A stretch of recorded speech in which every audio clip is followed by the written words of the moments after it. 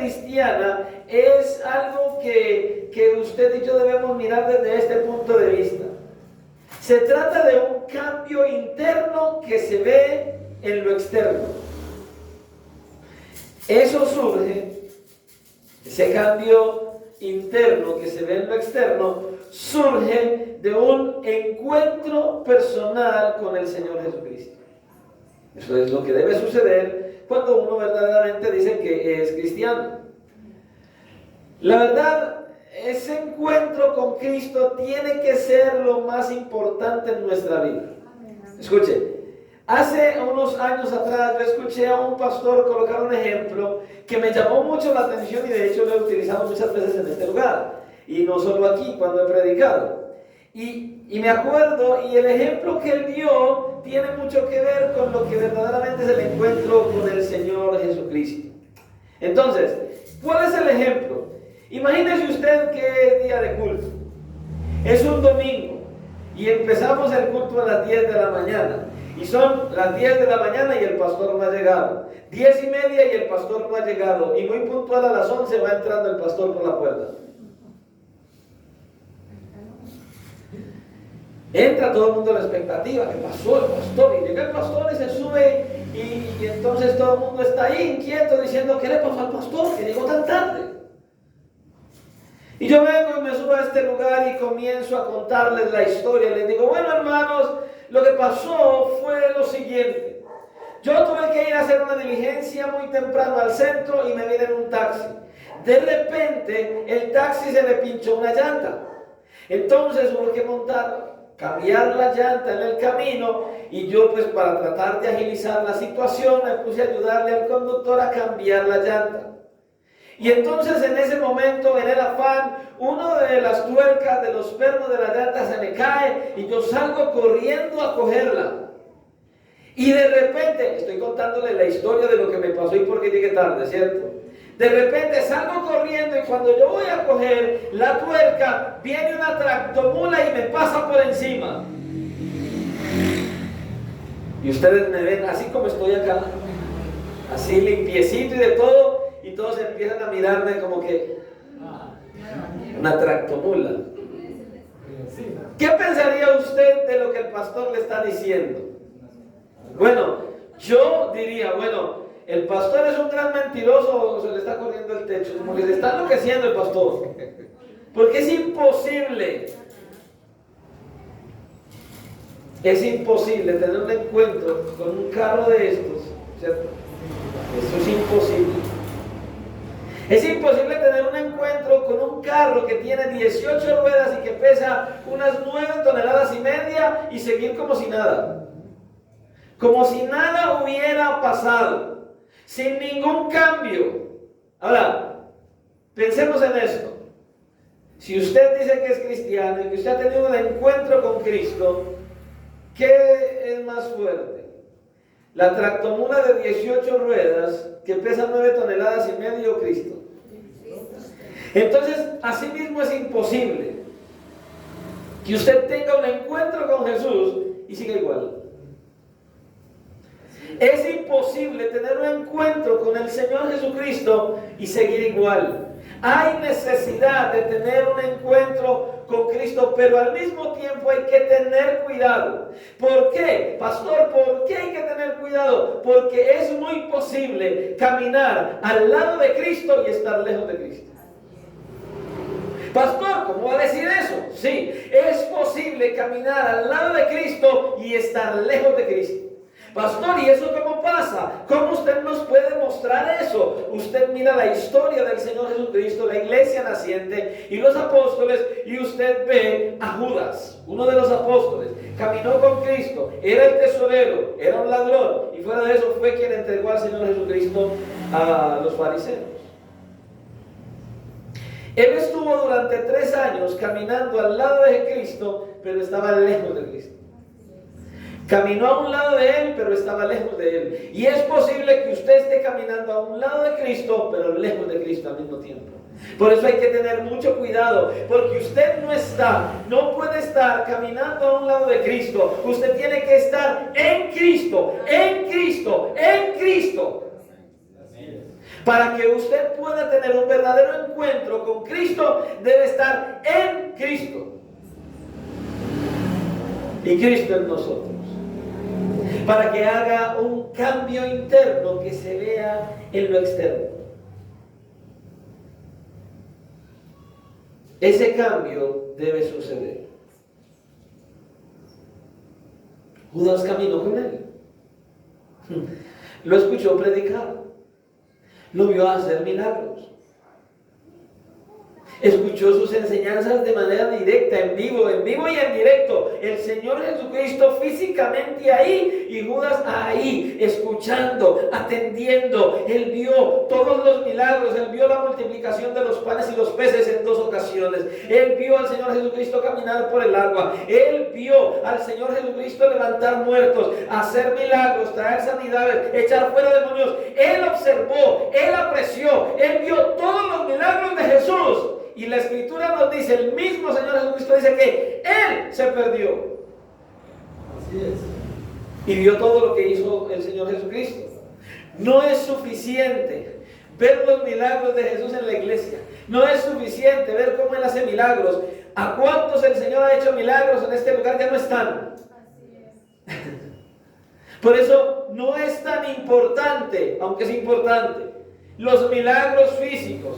Lo más importante es el milagro principal. ¿Cuál? Haber sido resucitados de los muertos por Cristo. Haber tenido vida en Cristo. Morir con Él y resucitar con Él. Y poder vivir para Él. Yo veo que como que ni la mitad del mensaje voy a predicar hoy. Es necesario estar en Cristo para poder cumplir la Escritura. De modo que si alguno está en Cristo, nueva criatura es. Algunas cosas pasaron y algunas son hechas nuevas. ¿No era así? Las cosas viejas pasaron, aquí, todas son hechas nuevas.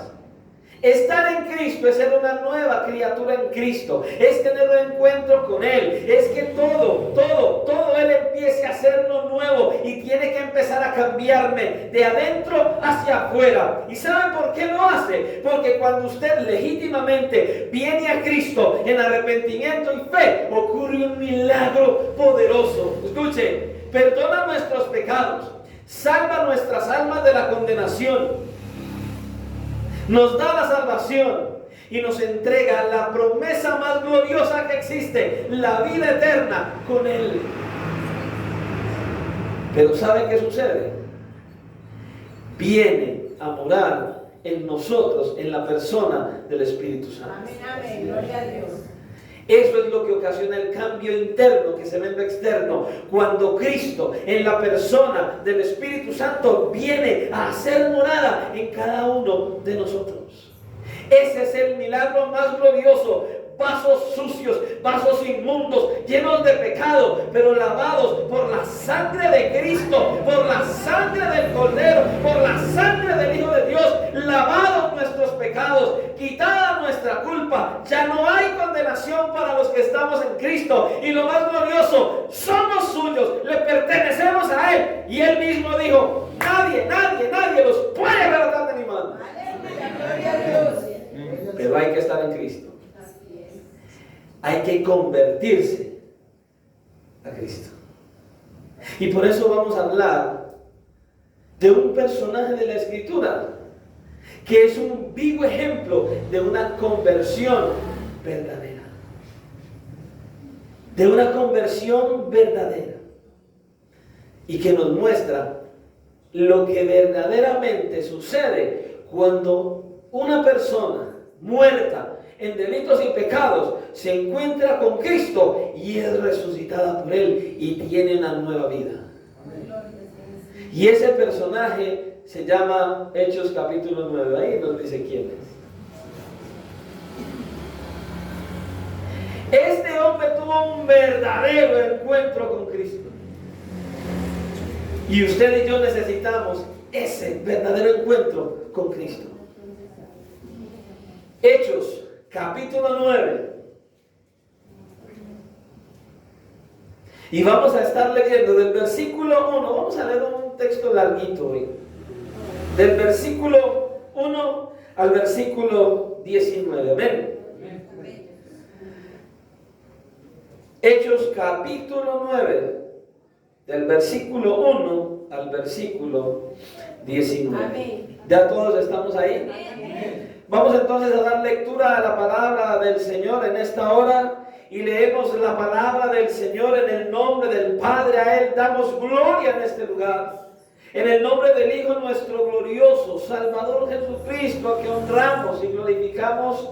Y bajo la dirección de su santo, glorioso y maravilloso Espíritu que está en la iglesia, Dios Padre, Hijo y Espíritu Santo, a Él sea la gloria. Y la iglesia dice, amén. Amén. Dice la palabra de la siguiente manera. Saulo, ya saben de quién vamos a hablar, amén. Saulo, respirando aún amenazas y muerte contra los discípulos del Señor, vino al sumo sacerdote y le pidió cartas para las sinagogas de Damasco, a fin de que si hallase algunos hombres o mujeres de este camino, los trajese presos a Jerusalén. Mas yendo por el camino, aconteció que al llegar cerca de Damasco, repentinamente le rodeó un resplandor de luz del cielo, y cayendo a tierra, oyó una voz que le decía: Saulo, Saulo, ¿por qué me persigues? Él dijo: ¿quién eres, Señor? Y le dijo: yo soy Jesús, a quien tú persigues. Dura cosa te es dar coces contra el aguijón. Él, temblando y temeroso, dijo: Señor, ¿qué quieres que yo haga? Y el Señor le dijo: levántate y entra en la ciudad, y se te dirá lo que debes hacer. Los hombres que iban con Saulo se pararon atónitos, oyendo a la verdad la voz, mas sin ver a nadie. Entonces Saulo se levantó de tierra y abriendo los ojos no veía a nadie. Así que llevándole por la mano le metieron en Damasco, donde estuvo 3 días sin ver y no comió ni bebió. Había entonces en Damasco un discípulo llamado Ananías, a quien el Señor dijo en visión: Ananías. Y él respondió: heme aquí, Señor. Y el Señor le dijo: levántate y ve a la calle que se llama Derecha y busca en casa de Judas a uno llamado Saulo de Tarso, porque he aquí, él ora. Y ha visto en visión a un hombre llamado Ananías, que entra y le pone las manos encima para que recobre la vista. Entonces Ananías respondió: Señor, he oído de muchos acerca de este hombre, cuántos males ha hecho a tus santos en Jerusalén, y aún aquí tiene autoridad de los principales sacerdotes para prender a todos los que invocan tu nombre. El Señor le dijo: ve, porque instrumento escogido me es este para llevar mi nombre en presencia de los gentiles y de reyes y de los hijos de Israel, porque yo le mostraré cuánto le es necesario padecer por mi nombre. Fue entonces Ananías y entró en la casa, y poniendo sobre él las manos dijo: hermano Saulo, el Señor Jesús, que se te apareció en el camino por donde venías, me ha enviado para que recibas la vista y seas lleno del Espíritu Santo. Y al momento le cayeron de los ojos como escamas, y recibió al instante la vista, y levantándose fue bautizado. Y habiendo tomado alimento, recobró fuerzas, y estuvo Saulo por algunos días con los discípulos que estaban en Damasco. Enseguida predicaba Cristo en la sinagoga, diciendo que este era el Hijo de Dios. Vamos a 21. Y todos los que le oían estaban atónitos y decían: ¿no es este aquel que asolaba en Jerusalén a los que invocaban este nombre? Y a eso vino acá, para llevarlos presos ante los principales sacerdotes, pero Saulo mucho más se esforzaba y confundía a los judíos que moraban en Damasco, demostrando que Jesús era el Cristo. Bendito Dios, Padre, gracias. Gracias por tu palabra. Señor, cuán maravilloso es ver tu mano poderosa actuando en hombres perversos y pecadores que íbamos camino a la condenación y ser conducidos nuevamente hacia ti. Gracias, Señor, porque perdidos estábamos, caminando sin rumbo hacia ti, sino caminando con toda certeza a la condenación, pero tomaste la decisión de intervenir y de venir a nosotros, de buscarnos para traernos hacia ti. Por eso en esta hora, Señor, te damos gracias por la obra que hiciste a través de tu Hijo Jesucristo. Te damos gracias por hoy, años después, traernos a recibir tu palabra, reunirnos como la iglesia del Cristo que fue a la cruz, que murió y resucitó al tercer día y que nos ha dado vida y vida abundante. Poder estar aquí congregados, dando honor a tu nombre y siendo instruidos y formados por tu palabra. Gracias por esta porción de la Escritura que hoy traes para nuestro refrigerio, para recordarnos que la vida cristiana no es un simple venir a la iglesia, sino que la vida cristiana es un compromiso con un Dios grande y poderoso. Es verdaderamente tener ese encuentro con Cristo y ser cambiados y transformados de adentro hacia afuera y tener un estilo de vida conforme a tu voluntad. Por eso danos hoy sabiduría, discernimiento para entender tu palabra y para tener la fuerza de llevar a la práctica todo lo que nos enseñes hoy. Así que en tus manos nos encomendamos, dándote todo honor, toda gloria, toda alabanza y dándote gracias por lo que tú hoy has de enseñarnos a cada uno de nosotros. Así que en tus manos quedamos, dándote la gloria en el nombre de Cristo. Amén y amén. Pueden tomar asiento. Y hablando de la conversión, creo que el título más apropiado para este mensaje en esta noche es este: la verdadera conversión. La verdadera conversión. Y sin lugar a dudas, si nosotros miramos la Escritura, la conversión del apóstol Pablo es la más famosa de las conversiones de toda la historia de la iglesia.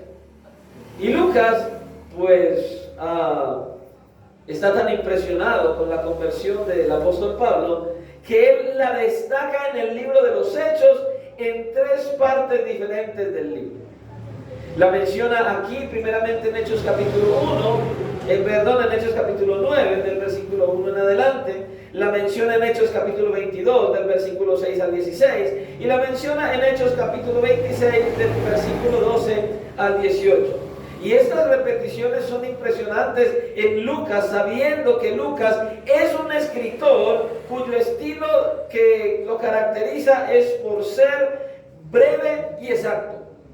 Pero aquí manifiesta en 3 ocasiones la conversión del apóstol Pablo. Estaba impresionado, le llamaba la atención. ¿Cómo es posible? Esto es algo que hay que mencionar, no podemos dejarlo pasar. Esto es algo glorioso. Él estaba enfocado en mostrar la gloria de Dios a través de este hombre. ¿Por qué? Pues porque este hombre era bastante famoso. Así es. Y no justamente por su bondad. Era bastante famoso, bastante reconocido y bastante temeroso.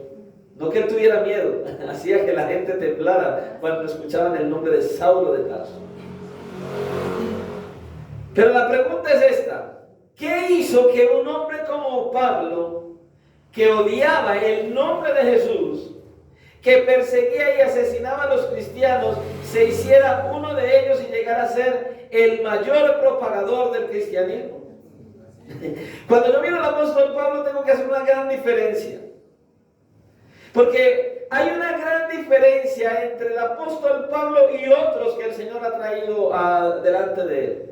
Es verdad que el apóstol Pablo aborrecía el nombre de Jesús, pero escuche, no como un pecador perverso y malo que no conocía a Dios, como yo, por decir algo, que en mi juventud a la edad de 12 años decidí convertirme en el peor enemigo de Dios, aborrecí a Dios con todas las fuerzas de mi alma, y entonces, bueno, el apóstol Pablo, luego vamos con esa parte.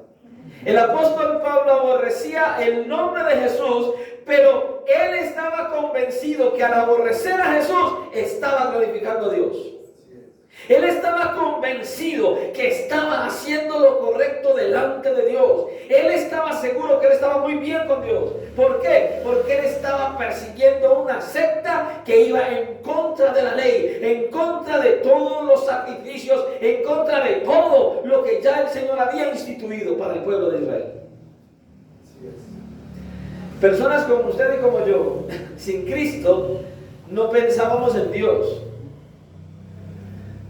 Aborrecíamos a Dios, pero no como Pablo. Pablo era un hombre religioso que estaba convencido de querer agradar a Dios. Usted y yo estábamos convencidos de querernos agradar a nosotros mismos y hacer lo que usted y yo quisiéramos, pero menos la voluntad de Dios. Entonces es un aborrecimiento distinto.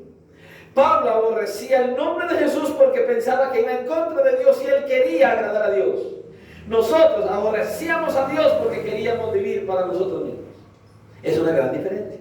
Y el apóstol Pablo era un hombre temerario. Pero ¿qué fue lo que hizo que este hombre que perseguía a la iglesia se convirtiera en uno de aquellos perseguidos? Bueno, la única respuesta aceptable es que Saulo de Tarso se convirtió en un cristiano cuando el Señor Jesucristo se le apareció en su gloria. En otras palabras, cuando tuvo un encuentro personal con el Señor Jesucristo.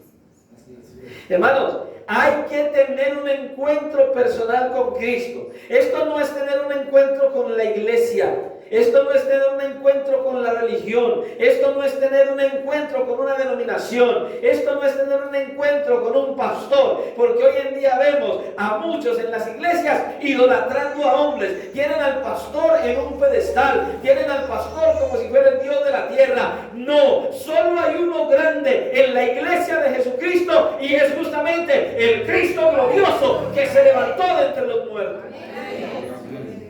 Él es el único merecedor de la honra y la gloria y la alabanza. Y con ese Cristo es que usted y yo necesitamos tener un encuentro que impacte nuestra vida de tal manera que transforme toda nuestra manera de ser. Solo con ese Cristo. Ahora, la conversión de Saulo de Tarso nos plantea algunos interrogantes. No sea usted, a mí me los ocasionó. ¿Cuáles interrogantes? Bueno, ¿qué es la conversión? ¿Es realmente necesaria la conversión? ¿La conversión tiene que pasarle a todos de la misma manera? ¿Cómo tiene lugar la conversión en una persona? ¿Es algo repentino o es tal vez un proceso gradual? ¿Es algo que se va extinguiendo y apagando con el tiempo o es algo que dura siempre? Son cosas que ustedes deberíamos preguntar. Pero bueno, creo que lo podríamos ir mirando a medida que tocamos el mensaje. Veamos por ahora algunas aclaraciones previas a la conversión de Pablo. Lo primero que necesitamos ver es que la conversión de Saulo no fue un lavado cerebral. Yo no sé si a ustedes les ha pasado, alguien se lo ha dicho, a mí sí. Lo que hace que llegaste a esa iglesia, te lavaron el cerebro. Te lavaron el cerebro. Algo hicieron en tu cabeza, te hicieron un lavado cerebral. Piensan que eso es como meterle un lavado de oído, meter la manguera por aquí y sacarlo por el otro lado. No. Entonces muchas personas piensan que la conversión no existe, sino que lo que sucede es que vienen y le lavan el cerebro. En mi caso, que aborrecía a Dios de la manera en que lo aborrecía, puedo decir con toda transparencia y seguridad que no hubo tal lavado de cerebro como tampoco lo hubo en el apóstol Pablo y en ninguno de aquellos que vienen a Cristo en arrepentimiento. Amén, amén, amén. Porque si a ello nos vamos, recién cuando yo empecé, antes de comenzar obviamente, en la primera persona que de manera directa y conocida me paró en seco y empezó a hablarme de Jesús, lo primero que yo hice fue decirle que era un ladrón. No quiero nada con los cristianos, ustedes son un montón de ladrones todos. Tremendo. Era tanta su insistencia que no volvía a ir él tenía una tienda y nunca volvía a la tienda, siempre mandaba a los muchachos a que fueran. Mi esposa me decía, vaya a la tienda, yo no voy para allá. Pero luego el Señor me atrajo, nadie me lavó el cerebro, nadie me puso las manos en la cabeza. Yo escuché la predicación de la palabra del Señor y bueno, algunos han argumentado que tanto la conversión de Saulo como la de la infinidad de cristianos que han venido a Cristo se debe a un lavado de cerebro. Todos los cristianos nos lavaron el cerebro, es lo que dicen muchos por ahí. Pero esto es algo que difícilmente se puede sostener. Ahora, pregunta, ¿quién le lavó el cerebro a Pablo? ¿Quién le hizo el lavado de cerebro a Saulo?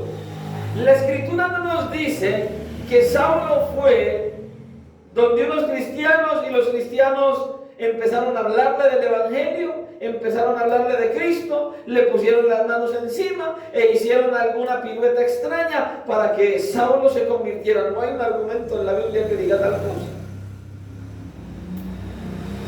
Entonces, ¿quién fue el que le lavó el cerebro a Saulo entonces?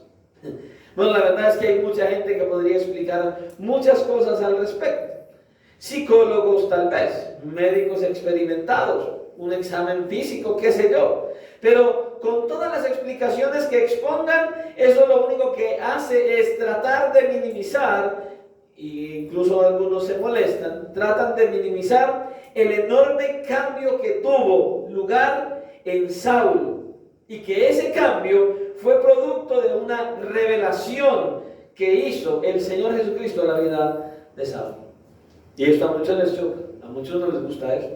Porque hay mucha gente que no cree en que Cristo verdaderamente viene, cambia, transforma y restaura las mentes y los corazones de los seres humanos. Esto les disgusta.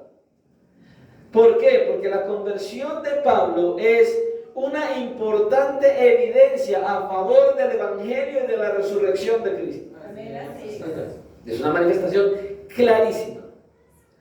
Ahora bien, si no fue el Señor que se le apareció a Saulo de Tarso camino a Damasco, como lo afirmó él en otras ocasiones, ¿qué otra explicación se podría dar a cambio?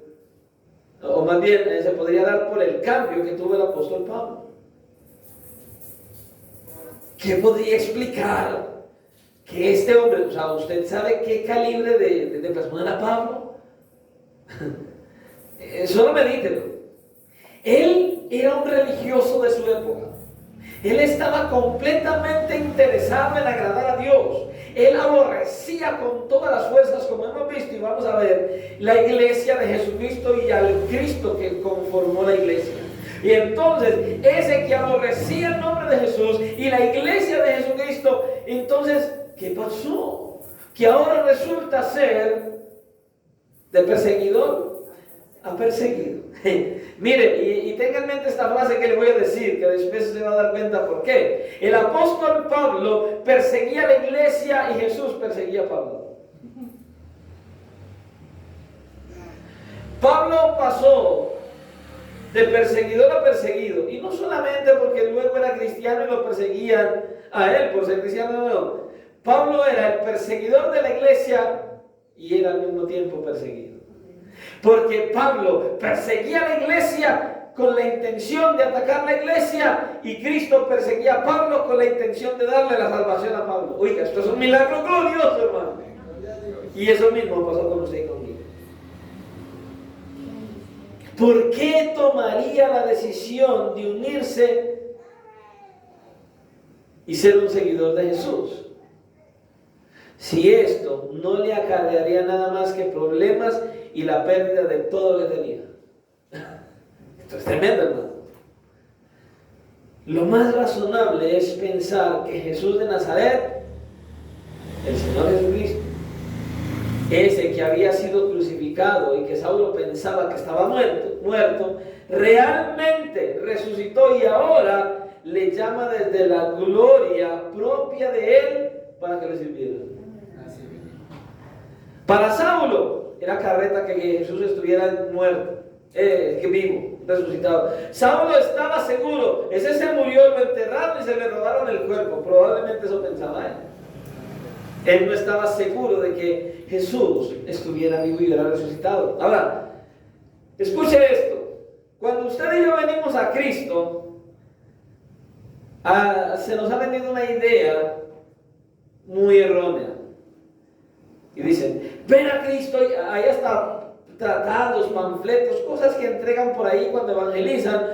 Ven a Cristo y Él solucionará todos tus problemas. Él podrá sacarte de la droga, Él solucionará tus problemas económicos, Él restaurará tu hogar, Él sacará a tus hijos de la droga. En fin, cosas como esas las vemos en tratados y muchos cristianos las ofrecen para que las personas vengan a la iglesia. Pero escuche, aunque el Señor Jesucristo hace todo eso, aunque venir a Cristo sirve para restaurar el hogar, para quitar enfermedades, para sanear un montón de cosas, una de las situaciones que sucede cuando usted viene a Cristo es que los problemas aumentan. La gente lo aborrece a usted, muchos le darán la espalda y muchos le dirán a usted, es más, lo ponen a elegir. Yo recuerdo hace algunos años atrás, estábamos en una iglesia y un muchacho joven, sus padres iban a otra iglesia, una denominación diferente. Y este muchacho tomó la decisión de continuar, de seguir a Cristo en la iglesia donde estábamos. Y sus padres le dijeron, bien, si piensas seguir allá, te tienes que ir de la casa. Bien. ¿Sabe qué hizo? Se fue de la casa. Él dijo, sigo a Cristo. Me hace acordar del himno este. Yo he decidido seguir a Cristo. Es que es la decisión que debemos tomar. Decidir seguir a Cristo, honrar a Cristo y no a los hombres. Entonces venir a Cristo ocasiona que perdamos muchas cosas, pero que ganemos lo más importante. ¿Qué, pastor? A Cristo mismo en nuestra vida y la oportunidad de ir a la eternidad con Él. El apóstol Pablo, que era un seguidor de la iglesia y un enemigo de Cristo, ahora toma la decisión de unirse y está dispuesto a perderlo todo por seguir a Cristo. Aparentemente en nuestra vida natural es absurdo, es una locura. ¿Cómo usted va a perder su casa? ¿Cómo va a perder esto? ¿Cómo va a perder esto? Por seguir una religión. No, ahí es donde está el problema. No es seguir una religión, es venir a Cristo, estar en Cristo, vivir con Cristo, vivir para Cristo y caminar con Cristo hasta la eternidad con Cristo. Es glorioso. Es maravilloso poder venir a Cristo.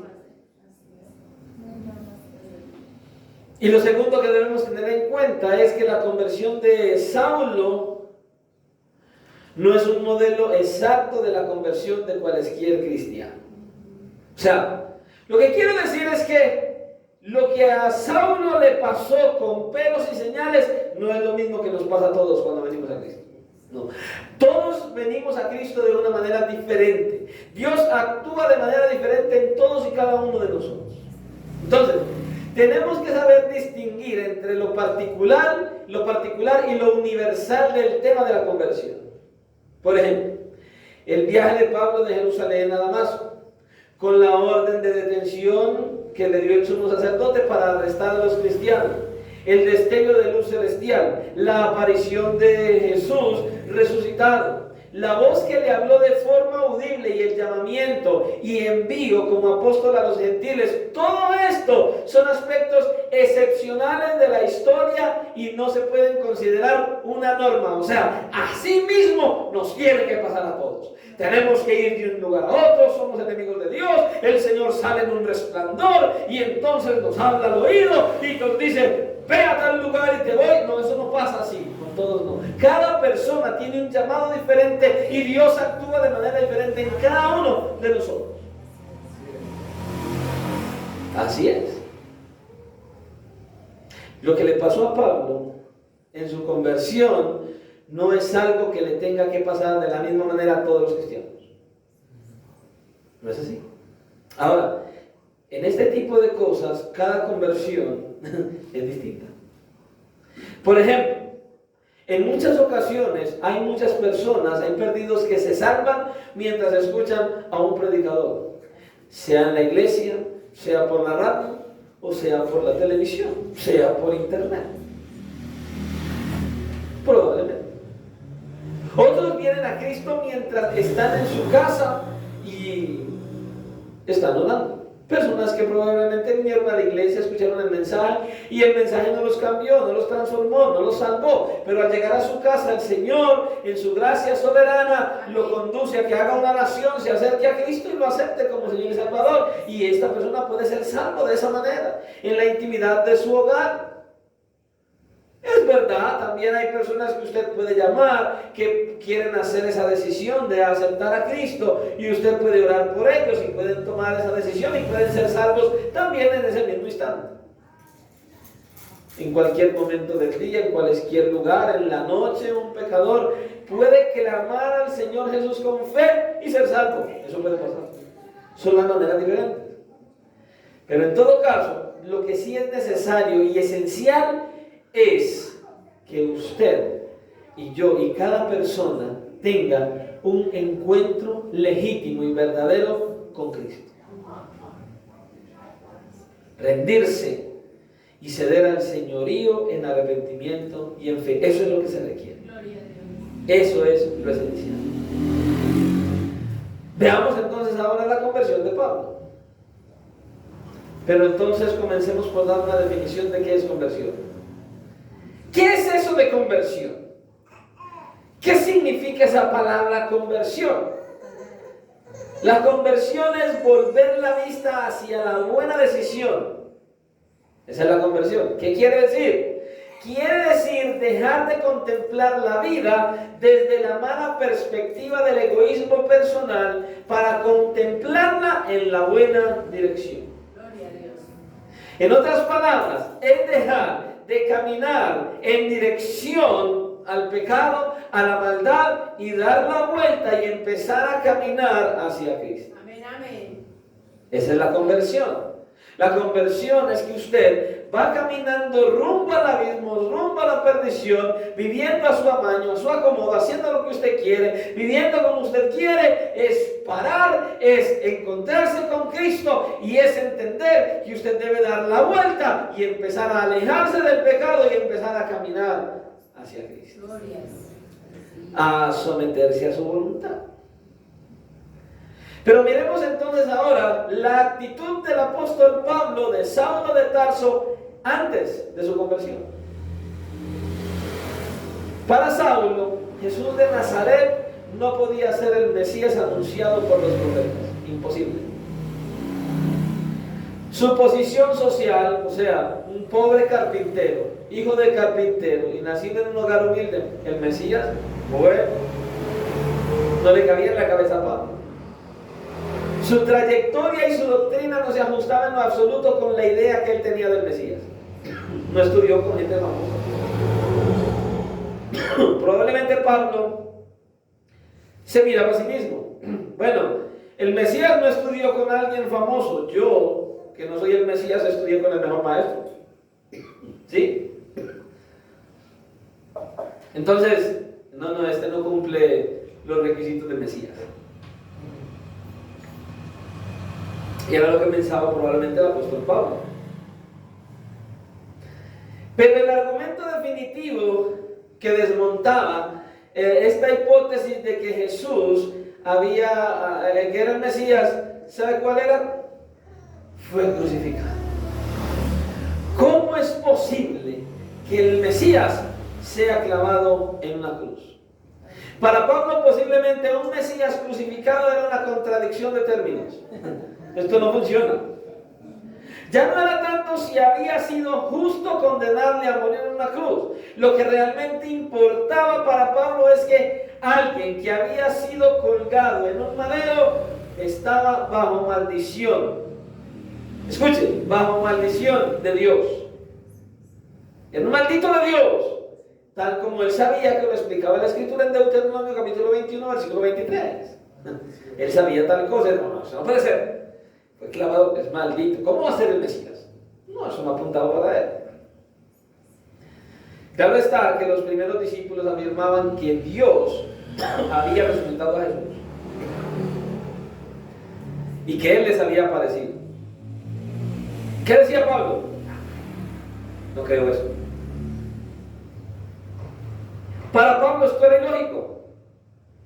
No había manera de creer tal cosa. Pablo no daba crédito a estas historias. Para Pablo esto era mentira. Era mentira. Invenciones de sus discípulos. ¿Para qué? Para manipular. Para Pablo, seguramente el Señor Jesucristo era un impostor. Así que Pablo rápidamente se convirtió en un enemigo empedernido del cristianismo y de Cristo, obviamente. Lucas entonces lo relata en varias ocasiones en el libro de los Hechos, mostrando, escuche, la furia y el odio que sentía contra el Señor y su iglesia. Si usted mira Hechos capítulo 7 y versículo 58,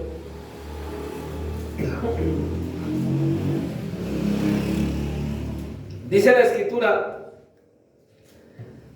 que los que estaban apedreando a Esteban dejaron los vestidos a los pies de un joven que se llamaba ¿cómo? Saulo. Tranquilamente. Hechos capítulo 8, versículo 1 dice: y Saulo consentía en su muerte. Y en el versículo 3, ahí mismo en el capítulo 8, y Saulo asolaba la iglesia. Pero mira lo que dice, mire quién era Pablo. Y entrando casa por casa arrastraba a hombres y a mujeres y los entregaba en la cárcel. Y leíamos en el capítulo 9, versículo 1, Saulo respirando una amenaza sin muerte contra los discípulos del Señor. Y luego en el capítulo 26 y en el versículo 11 dice: y muchas veces castigándolos en todas las sinagogas los forcé a blasfemar, y enfurecido sobremanera contra ellos los perseguí hasta en las ciudades extranjeras. Este era el Saulo de Tarso. No era cualquier cosita. Era un hombre decidido a exterminar para él la plaga del cristianismo. Completamente decidido. Esto era lo que él buscaba. Pablo perseguía a la iglesia y se convirtió en el brazo ejecutor de los sumos sacerdotes en causa en contra de los cristianos. Él lo hizo. Ahora, la verdad es que los motivos de estos gobernantes eran más que todo políticos. Pero los motivos de Pablo eran completamente religiosos. Él estaba seguro que él estaba agradando al Dios de Israel. Convencido él estaba, hermano. Convencido estaba. Entonces él estaba decidido a acabar con la plaga del cristianismo, pero los políticos estaban a favor de él. Todos dos tenían la misma intención: acabar con el nombre de Jesús y acabar con el nombre del cristianismo. Pablo comenzó por perseguir a Esteban, que usted y yo miramos que es el primer mártir del cristianismo en la Biblia, en la historia de la iglesia. Él empezó a perseguir a Esteban. ¿Sabe? Él lo consideraba como un promotor del cristianismo. Y por lo tanto sería una amenaza contra el glorioso monoteísmo del judaísmo de la época. Como quien dice, este nos va a dañar el judaísmo, nos va a dañar todo lo que nosotros hacemos, así que hay que acabar con él.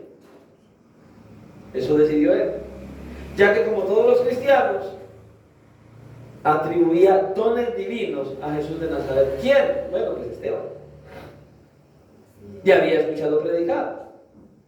Y no le había quedado ninguna duda de que el cristianismo apartaba a los judíos de la centralidad del templo y del judaísmo oficial. La predicación de Esteban, el predicar a Cristo, lo que hacía era alejar a los judíos del centro de atracción que había para ellos, que era el templo, y de la religión judía de ese momento. Este es un peligro. Este va a acabar con la religión judía. Era lo que pensaban. Y entonces Esteban muere como el primer mártir de la iglesia, haciendo defensa del evangelio. Ahora, Pablo no se conformó con eso, para nada. En su celo purificador, Pablo persiguió a todos los cristianos y aún más, mucho más. Decidió que el sumo sacerdote debería ejercer su derecho de extradición contra los fugitivos, y dice que le pidió cartas. Dice, vino al sumo sacerdote y le pidió cartas para las sinagogas de Damasco, a fin de que si hallase algunos hombres o mujeres de este camino, los trajese presos a Jerusalén. Eso hizo Pablo. Ciego estaba el apóstol Pablo por su odio hacia el Señor, sin darse cuenta que estaba dando cumplimiento a las palabras que dio el Señor Jesucristo en Juan capítulo 16, versículo 2. ¿Qué dijo Cristo en esa ocasión? Os expulsarán de las sinagogas, y aún viene la hora cuando cualquiera que os mate pensará, escuche esto, que rinde servicio a Dios. El apóstol Pablo era un enemigo, un perseguidor, era perverso, era despiadado, a él no le importaba. Mira lo que dice la escritura: él iba y cogía hombres y mujeres y los arrastraba, los llevaba a la cárcel. Estos perseguidos de la iglesia eran juzgados, eran azotados, eran golpeados, eran metidos a la cárcel, y entonces al final, si no rechazaban a Cristo, conducidos a morir por causa de Cristo. Tremendo esto. Y sabe, esto me conduce a mí a meditar en la iglesia de hoy. Porque a pesar de que el apóstol Pablo perseguía a la iglesia, el cristianismo, en vez de disminuir, aumentaba. Entre más se hacía la persecución, más aumentaban los cristianos. Entre más los perseguían, entre más los azotaban, entre más encarcelaban y entre más los mataban, más crecía, más aumentaba. Bueno, pero ¿qué está pasando aquí?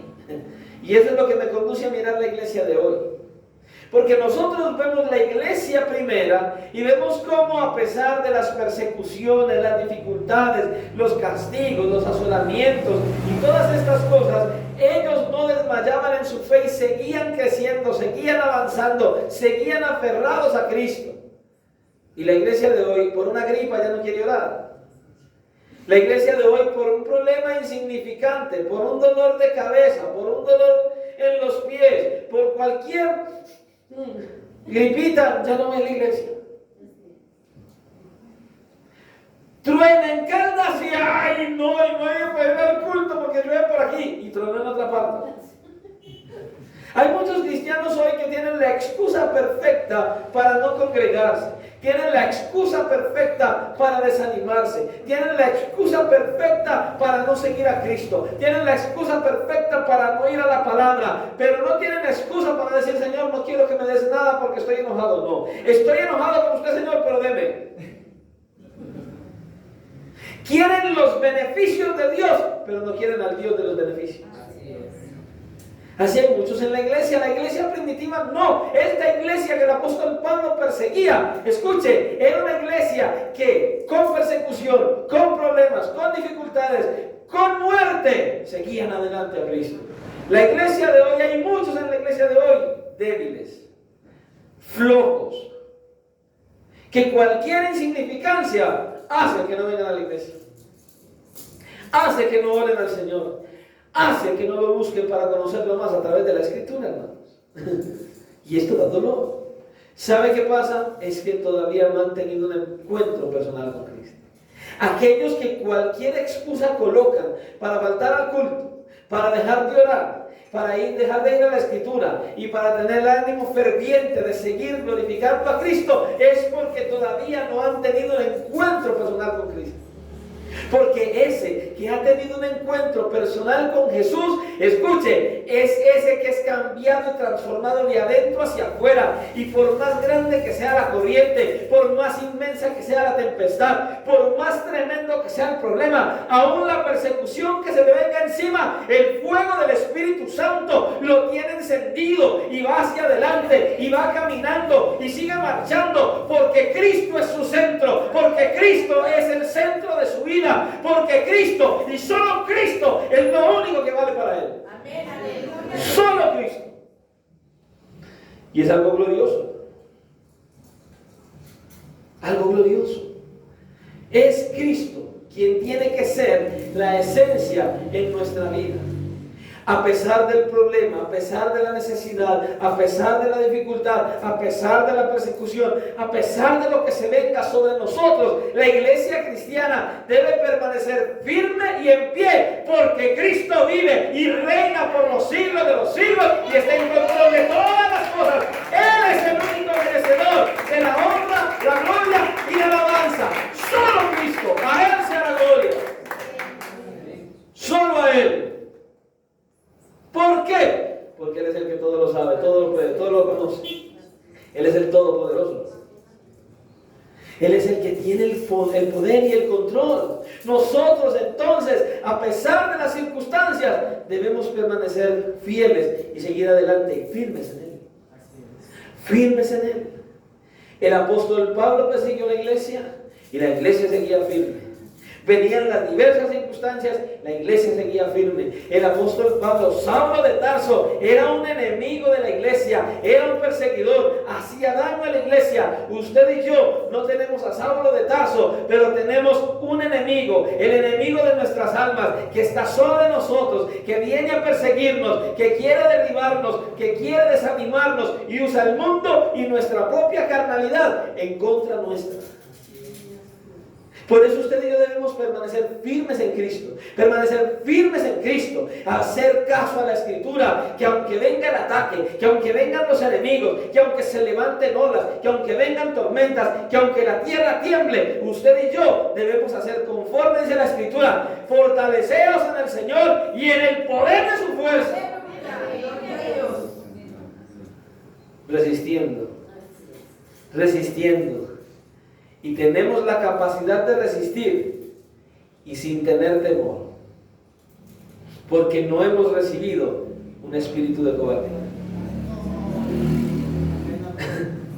porque no estamos solos, porque nuestro aliciente mora aquí adentro y se llama Espíritu Santo de Dios. La gloria del Dios incorruptible, el Dios vivo y verdadero morando en nuestros corazones. Hermano, esto es algo glorioso, esto es algo maravilloso. Él es el que nos esfuerza, Él es el que nos alienta, Él es el que nos anima, es el que aumenta nuestra fe, es el que nos sostiene. La iglesia primitiva se sostuvo porque ellos tenían algo muy particular. Ellos le creyeron al Señor.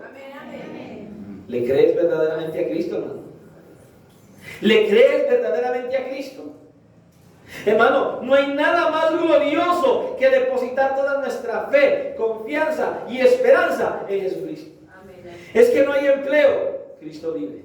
Es que no hay salud, Cristo vive. Es que hay problemas, Cristo vive. Es que hay tormentas, Cristo vive. Y si Cristo vive, yo vivo para la gloria de Cristo.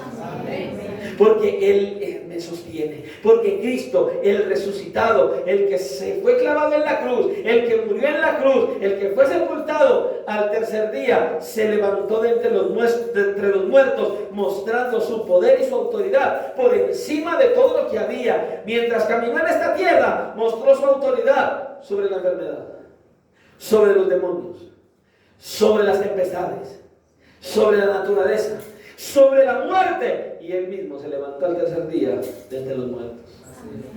Y no solo se levantó, a todo aquel que viene a Cristo en arrepentimiento y fe, es levantado entre los muertos, es dada vida y vida abundante y vida eterna a ese que verdaderamente viene a Cristo en arrepentimiento y fe y tiene un encuentro personal con Él. Amén, gloria a Dios. Pablo perseguía a la iglesia, Pablo asolaba a la iglesia, Pablo era un perseguidor empedernido. Él quería deshacer la iglesia, pero algo pasó con Pablo. algo sucedió, algo vino, algo transformó la vida y la mente del apóstol Pablo. ¿Y sabe qué fue lo que sucedió con el apóstol Pablo? Ese perseguidor de la iglesia, ese que asolaba la iglesia. Algo tuvo que suceder, algo sobrenatural, algo que a veces ustedes y yo ignoramos. Pastor, ¿qué fue? Venga el martes. Venga el martes. Y el martes, con la ayuda del Señor, continuamos el mensaje. Venga el martes para que usted se entere qué pasó con Pablo y qué es lo que tiene que pasar con nosotros. Coloca tu fe, confianza y esperanza en Cristo. Ven a Cristo legítimamente, busca ese encuentro personal con Él y te aseguro, tu vida jamás volverá a ser la misma.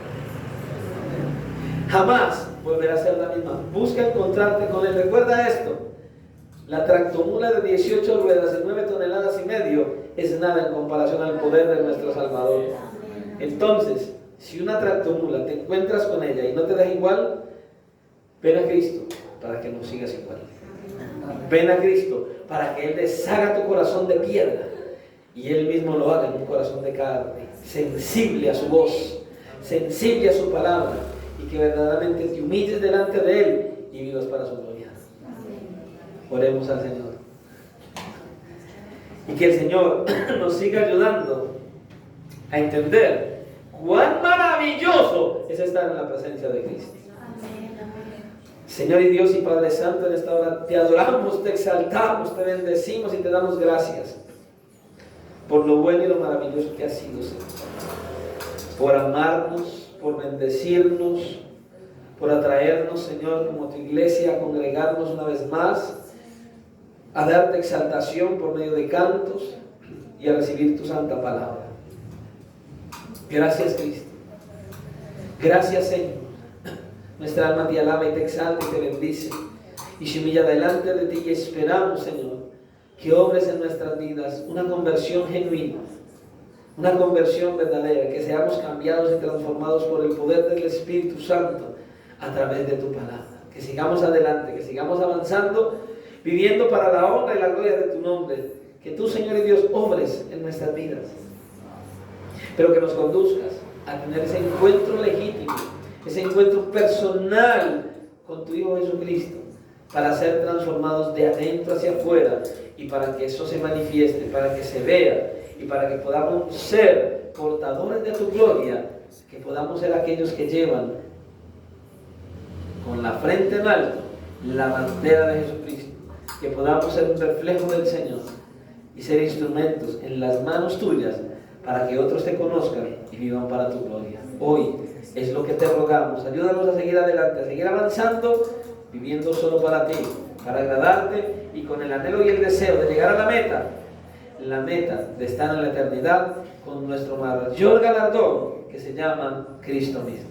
Gracias, Padre, por tu maravillosa presencia, por tu palabra y por darnos esta oportunidad de escucharte, y síguenos conduciendo para que nuestro estilo de vida te agrade y te glorifique, y que nosotros, como la iglesia primitiva, te creamos y estemos convencidos de que vienes pronto a levantar tu iglesia y que necesitamos estar preparados, conociéndote y amándote conforme tú dices en tu palabra. Hoy te rogamos que nos ayudes a seguir avanzando sin mirar atrás, sin temores y sin excusas, porque te lo pedimos en el nombre de Cristo Jesús, para la gloria de tu nombre, y salimos de este lugar, no de tu presencia, y te rogamos que de la misma manera nos lleves en bendición y en tu victoria a nuestros hogares, a seguir buscando tu rostro en oración y a seguir anhelando y deseando seguir adelante en medio de todo lo que venga a nuestras vidas. Muchas gracias te damos en Cristo Jesús. Amén y amén.